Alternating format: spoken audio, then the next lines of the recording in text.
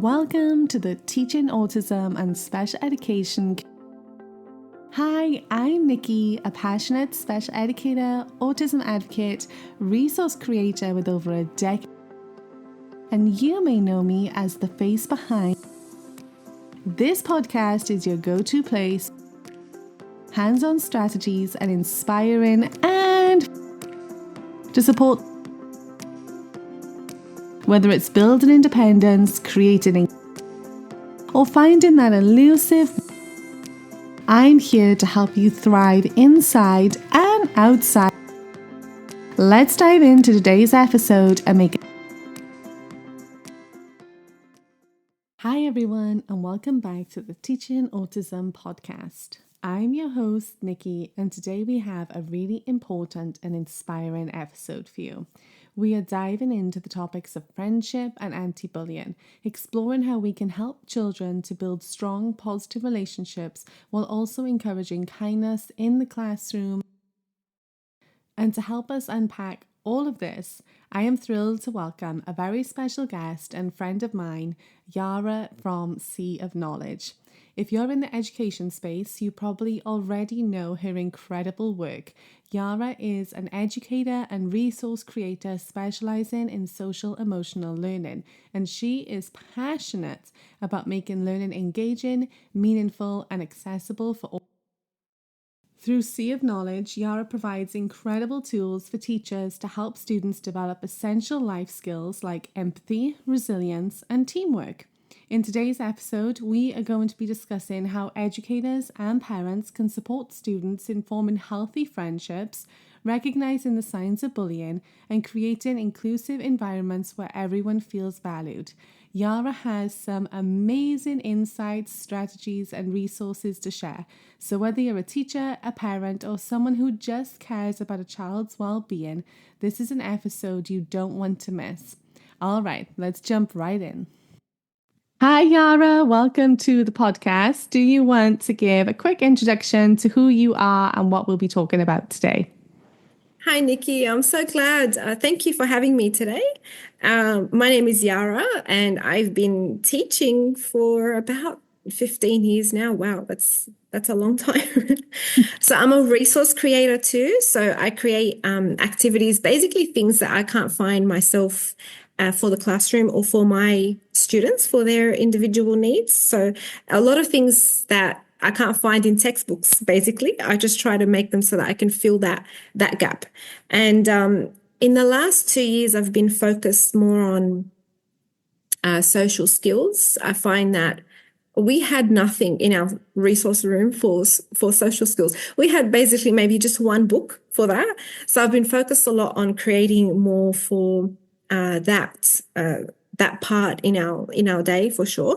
And with social skills, it doesn't come very easily as well. So you have to kind of integrate it with our academic skills in the classroom. So it was definitely difficult when it first started, but now I've got like a bank of resources that I just fall back on.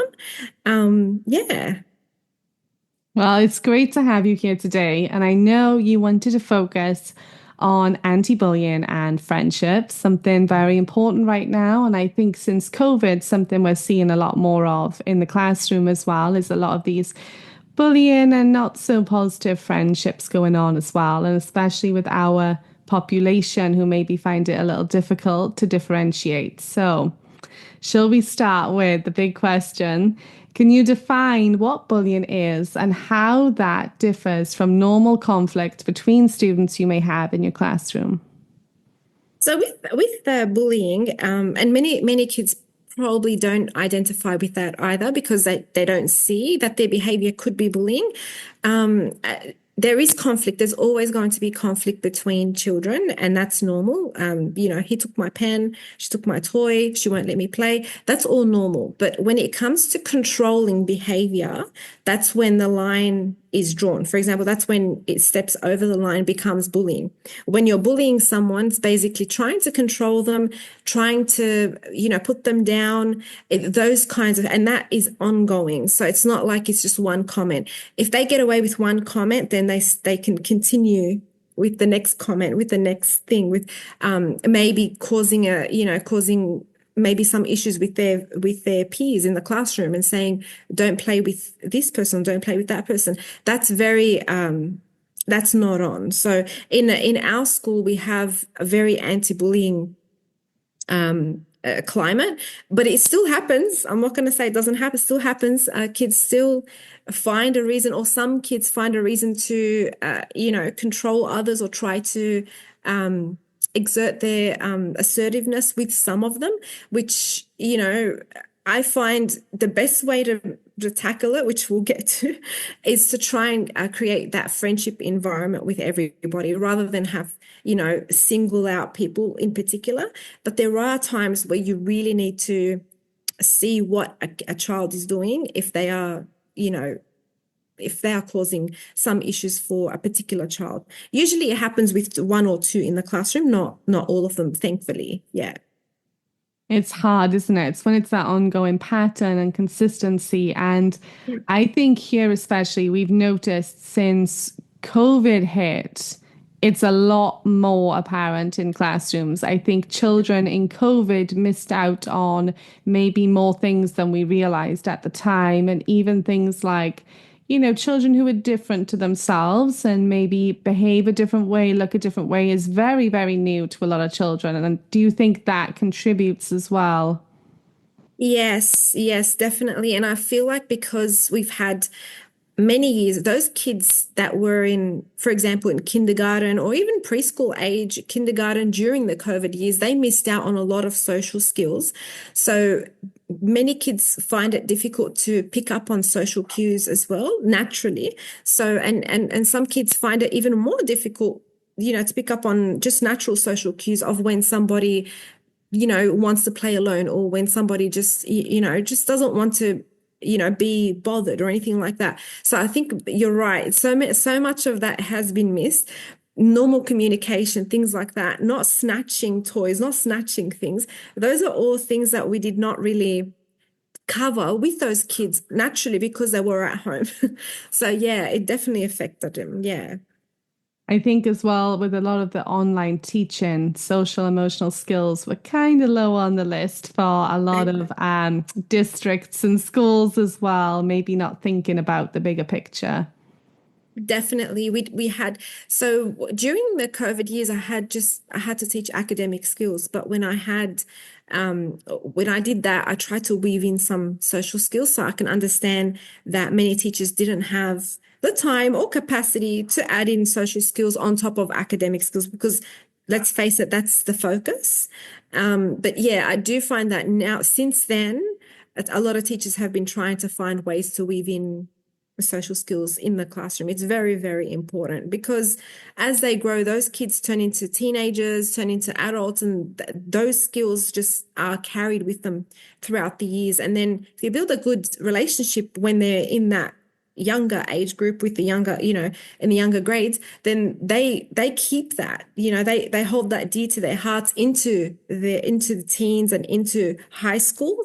And then you find that they're more collaborative. They're more, working with their peers. They're less, they're less likely to cause conflict because, yeah, forgetting about we're the generation that didn't have it. So we had to learn it into our adulthood. And that is really a missed opportunity. It's a big missed opportunity. Yeah, I agree 100%. And I think that maybe a lot of our students as well, with the lack of those social skills, maybe don't recognize bullying either as the perpetrator of the bullying or as the I don't like to use the word victim, but it is a victim of bullying as such. So, especially our population who maybe can't express themselves and communicate, or maybe even recognize that maybe some of the behaviors towards themselves are actually not very friendly and not very positive. So, for a teacher or even maybe caregivers at home, because sometimes these things might be happening under the radar and they might be taking them home. So, what are some common signs that you think a student or a child may be experiencing bullying? Wow, yeah, that's a tough one. But I honestly think that many times kids show you and tell you if they are being bullied. So they might say a comment, for example, they might they might actually tell you outright for some kids that are more outspoken, but many times, many times, and I would say about 80% of the time, they are more quiet about it. Um, Maybe they feel shame or they feel that if you're put down constantly, if you're given, words like that constantly, left out, things like that, you're gonna feel down yourself. So unless an adult tries to, get you to open up about it, for example, what's going on at school, you have to open up to the child. So you have to say, oh, today I did this, something about your adult life. So just so that the child can feel more comfortable in actually opening up to you. This is a very tough thing because many parents have asked me, how can I get my child to open up to me? You need to be able to talk to them. You need to make time to just give them that time to talk to them. Not being on our phones, not doing something. Us adults, we have a lot of things we're doing, right?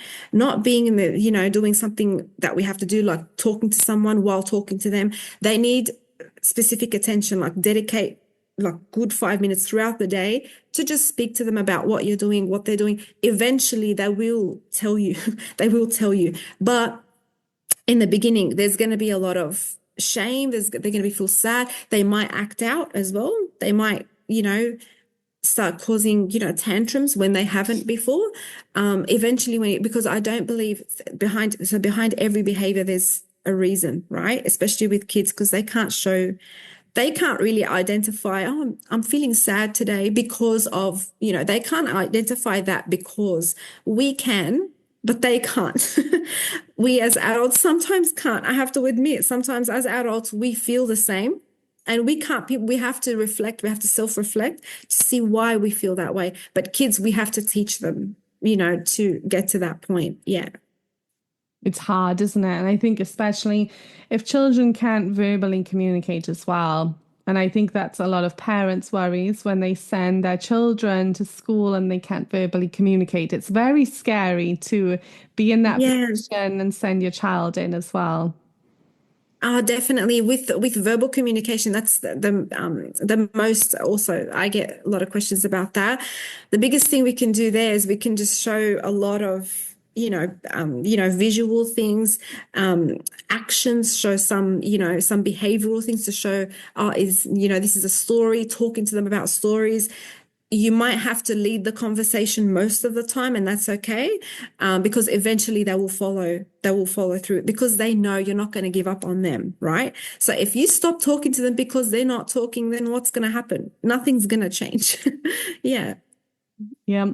And I think children as well, when you start to share maybe personal stories and personal experiences, it helps to normalize what's happening to them. So they're more willing to open up and they don't feel like the only person in the world who's maybe being targeted because that self-esteem is so low. And I think the bullying really does impact almost, I feel like all areas of a child's life. I do. I feel like it affects everything. And especially, their emotional, their social, and even their academic development as well. Like it does play into schooling. So, what are some ways you think that it does impact a child's maybe overall well-being then, and also their schooling as well? Oh, it's got an impact on basically all areas of their life. Like I think that if you're experiencing as a child, if you experience bullying as a child, it even carries through into adulthood. If it's not been dealt with as a child, show them, how to stand up for themselves, how to be strong, how, build that self-esteem again, because it's going to be shot. Their self-esteem is going to be shot. Their confidence will be shot.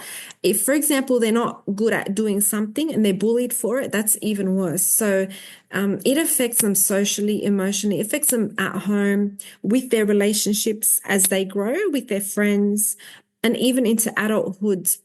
Just if your self-esteem is shot, even as an adult, it's going to take a lot of time for you to, for example, to stick to a job you like, or find a course that's going to carry you through, find a course that you're interested in so that you can continue, so you can work in something that you love. It carries through into your entire life. That's why I think it's so important we deal with it, at the time that it happens, as soon as we can, because the I don't like to use that word either, the victim. the child who's getting bullied as well is going to need a lot of help after the bullying incident. So say the bullying takes place over 6 months, then that child's going to need some help and therapy over a good few years. It's not going to go away. Oh, the bullying stopped. That means it's going to go away. Yes, when it stops, at the very least, the child's going to start to rebuild, but it's going to need a lot of time before that happens. So I honestly don't think that it's just a fix overnight. It's not a fix overnight, which many people think, because as humans, you want to move on from the problem, but the problem is still there. It carries through. So I think every one of us, even me as a child, there's a few comments here and there, you did this wrong, or you did, there's a lot of things that we still remember as children. We're so impressionable as children that even as an adult, you remember what happened to you as a child. Yeah, everyone does. Everyone I've spoken to remembers what's happened to them as a child. Yeah. Yeah, that trauma, and I think it is trauma for a lot of children with Yeah. that, some children go through, there's different levels of bullying and some have it very extreme and some develop some severe trauma, but it's also a cycle. It's very likely that if a child is bullied in school, I think the research is there that they're also more likely to be bullied as adults, especially if nothing is sort of done to resolve that and support them into identifying, the bullying that's taking place and how it's happening and what to do next. And I seen something recently where it said that not all bullies are in classrooms, some bullies are in workplaces as well. So on the flip side of this, not only is the cycle for the victim of bullying, there's also this cycle for the bullies as well. And I think it would probably be important for us to focus as well on maybe, why are some reasons that a child would be bullying others in school? Because, like we were saying, every behavior is a form of communication. There's always a reason behind it. And I do think a lot of the time with the bullying, there is a reason behind it as well. It's like an iceberg where you can only kind of see the tip of it, what's going on. So, what are some reasons you think that children may be displaying these bullying behaviors, and how can we help that? So, yeah, there are so many ways that we can uncover what's happening there. So it's not just so the victim, and I don't want to say that again. The person that's being bullied is a victim, and we can say yes, that's definitely a problem. But when we target the reason why it's happening with the person who is doing the bullying, then we often find that there's a reason behind their behavior, and most of the time, or some of the time, we can't uncover that. Some of the time, we do find that that child, for example, might need therapy beyond what we can do to help in the classroom, or we find that their parents, obviously their caregivers, can provide more support. But I think that underlying that behavior is some form of control. For example, that person who is doing the bullying could potentially be squeezed at home. For example, you can't do this or you can't do that, or they're put in a corner where they can't express their freedom. So the only way they can do that is, I'll just exert my freedom at school, and they might find that this is. And they find when they do bully someone, they get the reaction from that person. That reaction is what makes them continue to do the bullying, because the reaction they're getting is validating for them. And the only reason why it's validating is because something is missing in their own life to make them continue that. So if they're given a lot of help at home, a lot of attention, a lot of just talk, or it's very rare that that person, that child, ends up bullying someone else. I just think that is very important. Yeah. Yeah, sometimes there's a lot going at home as well that can affect Yeah. it. And some children, they react to it in more negative ways than other children. Some children get sad and shut down. And unfortunately, some children react in a way that maybe lashes out on others around them as well. So Yeah, next, 100%. Yeah. so the next question is kind of a big one, especially I think taking COVID into account again, then, because I think this kind of presents some new challenges. So, what are some unique challenges that our students, especially maybe our special ed students, face when forming and maintaining friendships that could maybe blur the lines with bullying? Oh, that's a really good question. Yeah. So many kids when they start school, they're already they're already in that space where they feel pressure to make friends. They feel pressure to, feel accepted. When they start school, maybe their parents would ask them, "Oh, who's your new friend?" or "Who's your?" And sometimes if they didn't make a friend, they feel compelled to start making friends. So they feel maybe they should force it. So that pressure from coming from society, or maybe their parents, their caregivers, and people maybe puts them in that position where they need to force it. And that's definitely, we need to encourage like, happy friendships. We need to encourage natural friendships because not just like us adults, we're not going to make friends with everybody that that comes around in our lives. The same thing with children. Children do not have the same interests. Like one child A is not going to have the same interests as child B, and we can't force that in the classroom. We can't say you have to be friends with everybody in that. You can be obviously friendly, but there's a difference between making a friend that you hang out with, talk to. That's different. Yeah. So that they definitely need that encouragement, facilitating conversations in the classroom, facilitating, activities, joint activities, team activities, things like that would make them, get introduced to their friends naturally in a way that's not forceful, and then they're likely to make friends that way a lot better than for example, let's just talk to a friend and awkwardly saying let's play together, instead of actually doing an activity. For example, I have one on the blog that talks about, it's basically an ice cream building activity with friendships. So they choose ice cream cones, and then ice cream scoops that have, for example, on each ice scoop, what quality you have that makes you a good friend, and then they just build that ice cream, and then they talk to each other about it and say, I can be friendly, I can be, and that builds friendships in the classroom by itself, because they have to work together on that one, so say their friend would, you can ask about their friend saying, oh, what good qualities does your friend have? And then, just talk about it in the classroom. That builds naturally, a sense of friendship and activity in the classroom. Yeah. And a self-esteem boost as well. I think a lot of Yes. our students struggle to compliment each other, and I think a lot of them don't naturally think of complimenting their friends, maybe. So, an activity like that can be a huge boost for their self-esteem as well when they're hearing all these nice things about them. And even for someone who may be taking part in bullying behaviors towards someone else, maybe it's a self-esteem issue. And when they start hearing all the things that people actually like about them, that can actually start to form connections with the other children to be like, I am worthy of being in this class, and I am worthy of having friends and being someone's friend. I think that activity is a good self-esteem boost for everyone, really. And I'll link that in the show notes as well, so listeners can go over, grab that from Yara's blog. And I think that's a really nice activity to incorporate pretty much to any level, really, as well.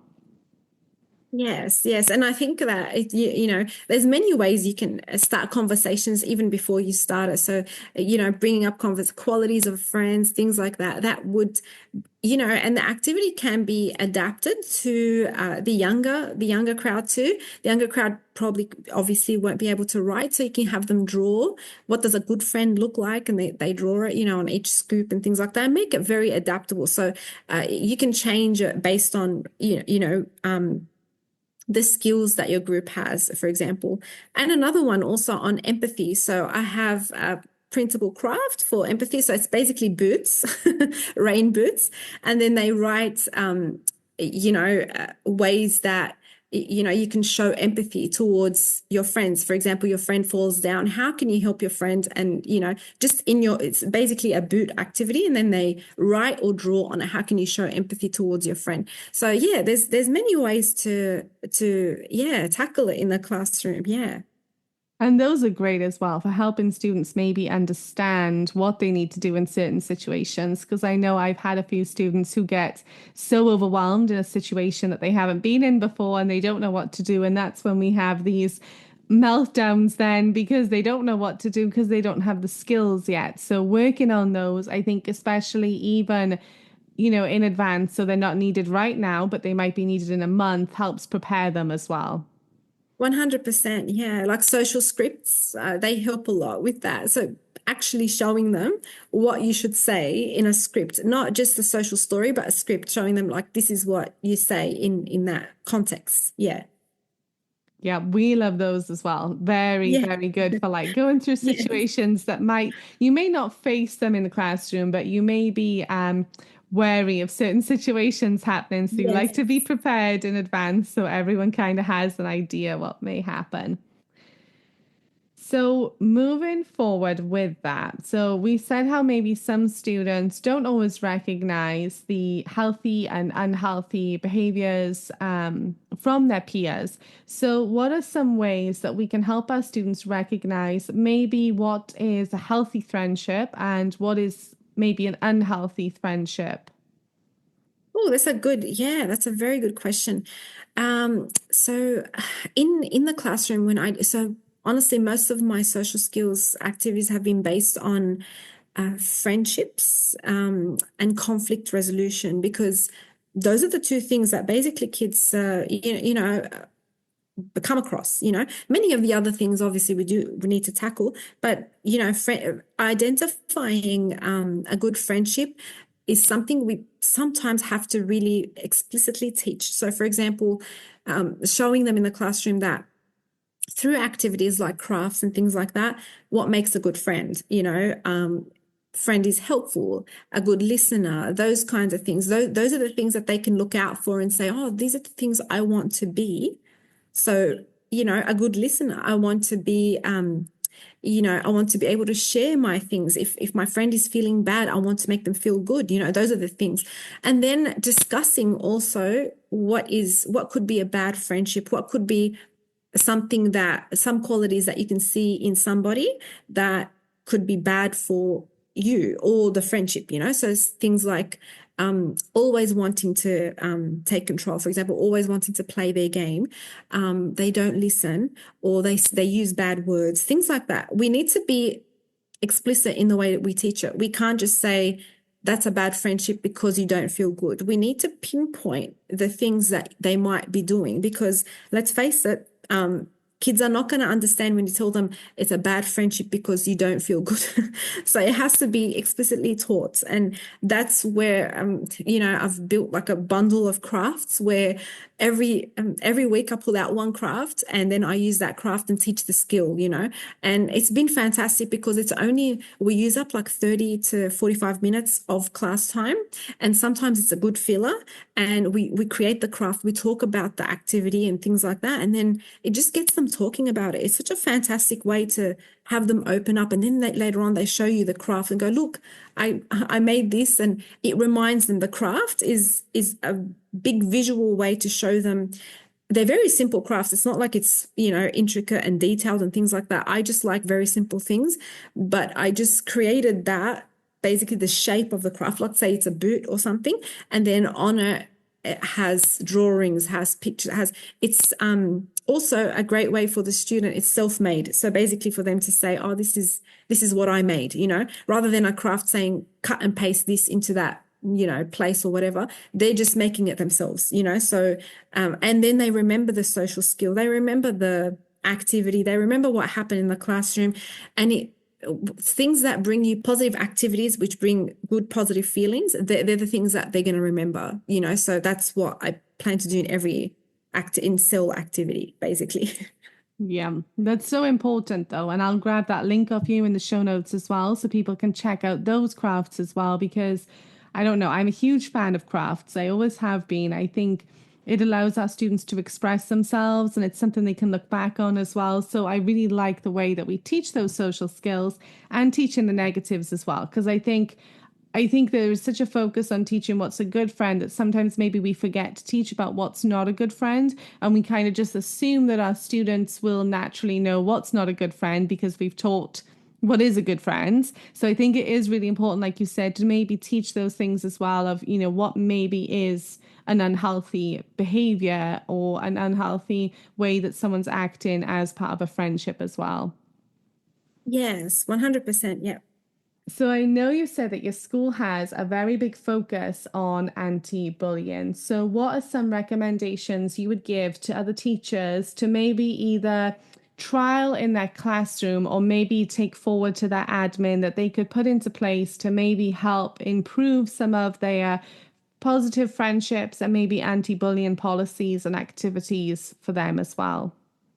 Oh, that's fantastic. Yes. I mean, the best way I can say is to, kind of present that you want to weave it into the curriculum somehow. So not say you want to explicitly teach it, say I want to teach, for example, writing, but also weave in like a cell activity within writing and have like an active, like a craft activity that goes with the writing, So if you're teaching them, anything to do with any skill, even if it's just reading or identifying comprehension, weaving a cell activity, for example, a reading activity, a friendship reading text, and then they learn through the comprehension side of it as well. Like it's just because kids are doing all the other skills as well. We're teaching them reading skills, phonics, all these things, and we can weave in social skills into those. We as a child, we had a specific learning hour for civics, and I think just basically it's called something behavioral skills or something, behavioral skills with other people, social skills. We had that just for an hour a week, but I don't think it needs to be taught in that way. I think we can weave it in maybe three or four times a week, showing skills like friendship skills. One week could be friendship, next week could be conflict resolution, things like that that are more common for kids to identify with. Because if they're not looking at it, if they're not seeing it in their literature, in what they're learning at school, or they're just reading about birds or reading about, which is fine, they're not going to learn it. If we don't if we don't normalize it and talk about it, then it's just not going to happen. We need to weave it in naturally. So kids learn, oh, we learned today how to be a good friend, or we learned, why is it that they can learn about, for example, the anatomy of, or the life cycle of a chicken or something, and they can't learn about friendships and how they're formed. I do think it's very, very important. Yeah. Yeah, me too. I think sometimes life skills and social skills are overlooked, and there have been very few times that I have used things that I was taught in school from an educational point of Yes. view. But there are situations in my life that I maybe would have benefited and been in a better position if I had been taught things like healthy and unhealthy relationships and friendships and how to identify who is good for you and maybe who isn't good for you, and that's okay, that you don't have to be friends with every single person. And I think those are skills maybe that should have more of a focus on, but we're not always given the time for it. So having crafts, like you say, that we can incorporate in an academic way so that we keep everyone happy with what we're teaching in our classrooms is also a great way to give our students those extra skills that maybe get overlooked as well. So do you think, one last question, what is one key takeaway you would like our listeners to remember about possibly creating a bully free and friendship focused environment in the classroom? Oh, just honestly, the big thing for me is I know most teachers have a good heart. They want to also have their kids have an enjoyable environment in the classroom, enjoy their class, have good friendships in the class. Nobody wants conflict, Us teachers, we're already bogged down with so much we need to do. The one thing I would say is try to incorporate, if your admin allows, of course, try to incorporate it yourself into the classroom. Test a few different things out. Some kids might like crafts more, some kids might like reading more, and they react better to that. So have a mixture of activities to try and target both, in the classroom, and see which one works the best. Have some natural teamwork activities. For example, I use Kahoot in my classroom. I use Wordwall. Those are like games you can play in teams and things like that. Those naturally build that teamwork activity. But I think when you want to explicitly teach sales skills, you have to try and incorporate it yourself within reading time or within a time that you have that's a filler, just do it a couple of times. It doesn't have to be, every week I need to think of something. No, just do it once every 2 weeks. If it comes to your mind, go, oh, this block, I want to use that for just talking about friendships, using a book, even a picture book, let's talk about that, and doing some activity afterwards, But I think doing the activity after talking about the picture book, that's where it sticks, because we can talk about a book to the kids and read the book as many times as we can. For most kids, and I'm a visual learner, so for most kids, if they see the craft that they created themselves, which is a very simple craft or activity that they did, and then they take it home and start talking about it, that's what you want. You don't just want them to be listeners in the classroom. Let's listen and talk about the picture book, and that's it, and go home and it's all done. Having it on a craft, or having it in a concrete way where they can just look back on it and say, oh, this is what I did in the classroom about friendships and things like that. That's what they're gonna remember. They're not going to remember the book as much. So me as a child, even, I don't remember all the books that I read, but I remember the things that I did and made. So, using their hands, having them, interact with something in real time. That's what you want, Yeah. It's a long-winded answer, but yeah.